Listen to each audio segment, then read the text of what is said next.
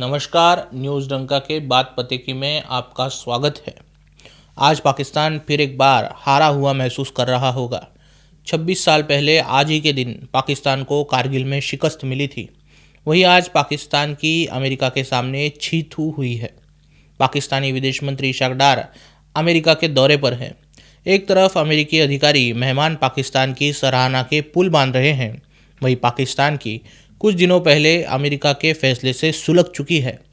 पाकिस्तान द्वारा पोषित आतंकी संगठन द रेजिस्टेंस फोर्स को अमेरिका ने बीते दिनों आतंकी संगठन घोषित किया था।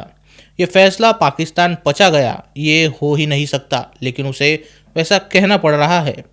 26 साल पहले की हार भी पाकिस्तान पचा नहीं पाया था, तब भी जलील हुआ था और आज भी जलील हो रहा है पाकिस्तान।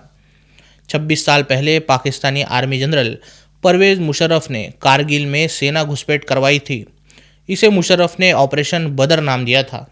हैरानी की बात तो तब सामने आई कि न प्रधानमंत्री, न वायुसेना या नौसेना, यहाँ तक कि सेना के ज़्यादातर शीर्ष अधिकारियों को भी मुशर्रफ ने ये बात नहीं बताई थी। सिर्फ अपने कुछ भरोसेमंद गिने चुने जनरलों को ही बताई थी। इस बात की किसी को कानों कान खबर न होने दी कि पाकिस्तान ने भारत में घुसपैठ कराई थी। घुसपैठ की रणनीति का उद्देश्य कारगिल सेक्टर में स्ट्रैटेजिकली इंपॉर्टेंट चोटियों पर कब्जा करना था, ताकि पाकिस्तानी सैनिक उस स्ट्रैटेजिक लोकेशन को कंट्रोल करें और श्रीनगर लेह राजमार्ग को काटकर इंडियन आर्मी की सप्लाई चेन को तगड़ा नुकसान पहुंचाया जाए। कारगिल युद्ध का एक प्रमुख कारण ये भी था कि अगर पाकिस्तान कारगिल से पीछे हटता तो भारत को सियाचिन से पीछे हटने के लिए राजी किया जा सके और सियाचिन की ओर जाने वाली सभी सप्लाई लाइन इसी रास्ते से होकर गुजरती थी, जो पाकिस्तान आर्मी कंट्रोल कर रही थी। फरवरी 1999 तक पाकिस्तानी सैनिकों ने 150 से ज़्यादा भारतीय ठिकानों पर कब्जा कर लिया था। उन्होंने द्रास, बटालिक, मुश्को, काक्सर और तोलोलिंग में अपने बेस तैयार किए। पाकिस्तान ने युद्ध की तैयारी इस हद तक कर ली थी कि उन्होंने दुर्गम टाइगर हिल पर भी कब्जा कर लिया। दरमियान ताशी नामग्याल नाम के एक चरवाह ने भारतीय सेना को इसकी खबर दे दी। भारत ने पाकिस्तान के इस अघोषित युद्ध के खिलाफ ऑपरेशन विजय शुरू किया, जो घुसपैठियों को खदेड़ने और चौकियों को वापस पाने मात्र के लिए चलाया गया एक सैन्य अभियान था। ये कोई आम युद्ध क्षेत्र नहीं था। यहाँ भारतीय सैनिकों को अपनी पीठ पर 20 किलो का बोझ ढोते हुए खड़ी ढलानों पर चढ़ना था, जबकि पाकिस्तानी सेना ऊपर से गोलियां बरसा रही थी। रात की ठंड हड्डियां जमाने वाली होती थी, ऑक्सीजन बहुत कम थी और घुसपैठियों को चोटियों का फायदा मिल रहा था। शुरुआती लड़ाइयों में सबसे कठिन में से एक तोलोलिंग की लड़ाई थी।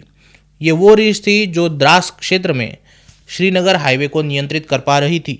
यहाँ पाकिस्तानी बड़ी संख्या में जमे थे।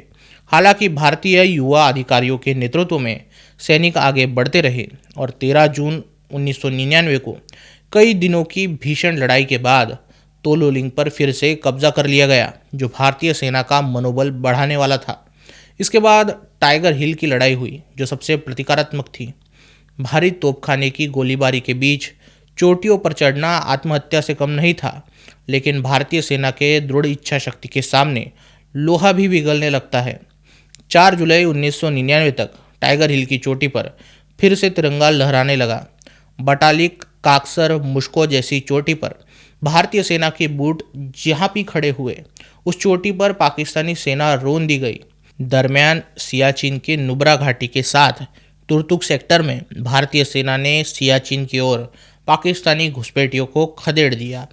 लगभग 3 महीने की भीषण लड़ाई के बाद भारतीय सेना ने सभी चौकियां वापस पाई। 26 जुलाई 1999 को भारत सरकार ने आधिकारिक तौर पर घोषणा की कि सभी कब्जे वाली चौकियां वापस ले ली गई है। तभी से आज के दिन को कारगिल विजय दिवस के रूप में मनाया जाता है। 26 सालों बाद आज भी पाकिस्तान बदला नहीं है। काफिरों के लिए वही नफरत, भारत को तबाह करने के वही ख्वाब और सामने लड़ने की हिम्मत खो चुका पाकिस्तान अब भारतीय सेना के सैन्य आधुनिकीकरण से इतना पीछे छूट चुका है कि आज पाकिस्तान के पास आतंकवादियों की आड़ में भारत में छद्म आतंकी हमले करने के अलावा कोई चारा नहीं है।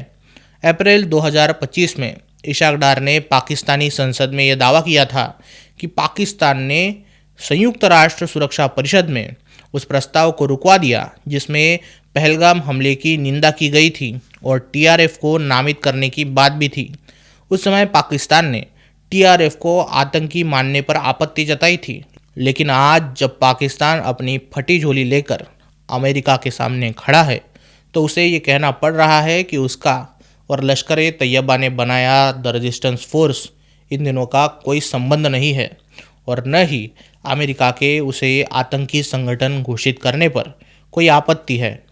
आपको क्या लगता है, वीडियो के कमेंट सेक्शन में ज़रूर कहिए। वीडियो अच्छी लगी हो तो उसे लाइक कीजिए और न्यूज़ डंका हिंदी को सब्सक्राइब कीजिए। मिलते हैं अगले वीडियो में किसी नए मुद्दे के साथ। तब तक नमस्कार।